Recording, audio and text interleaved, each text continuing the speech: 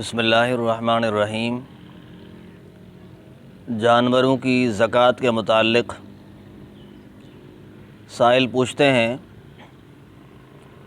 کہ ایسے جانور جو گھر میں کھاتے پیتے ہیں ان کو چارہ گھر میں دیا جاتا ہے، باہر سے چاہے پیسوں میں لائیں چارہ یا مفت کا لے کر آئیں، تو ایسے جانوروں کی زکوٰۃ کا کیا حکم ہے؟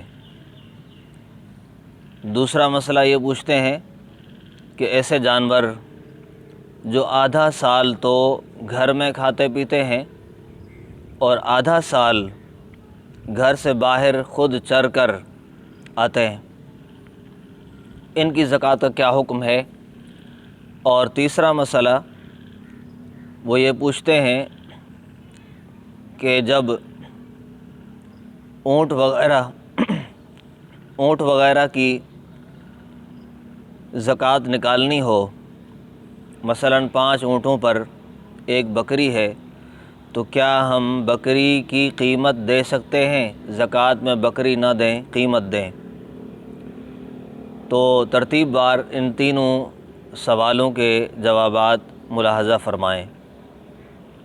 پہلے سوال کا جواب یہ ہے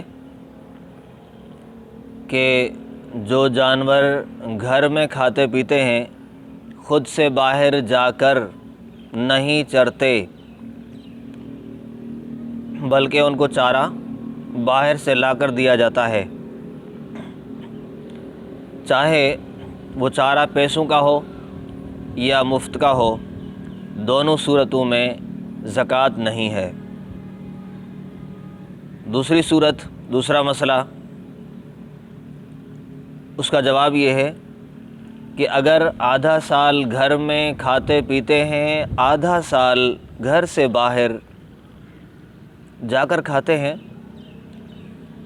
تو ایسے جانوروں کی بھی زکوٰۃ نہیں ہے، کیونکہ زکوٰۃ کے لیے شرط یہ ہے کہ پورا سال یا پورے سال کا اکثر حصہ، جبکہ یہ نصف ہے، اکثر نہیں ہے، نہ ہی پورا ہے، لہٰذا اس صورت میں بھی زکوٰۃ نہیں ہے۔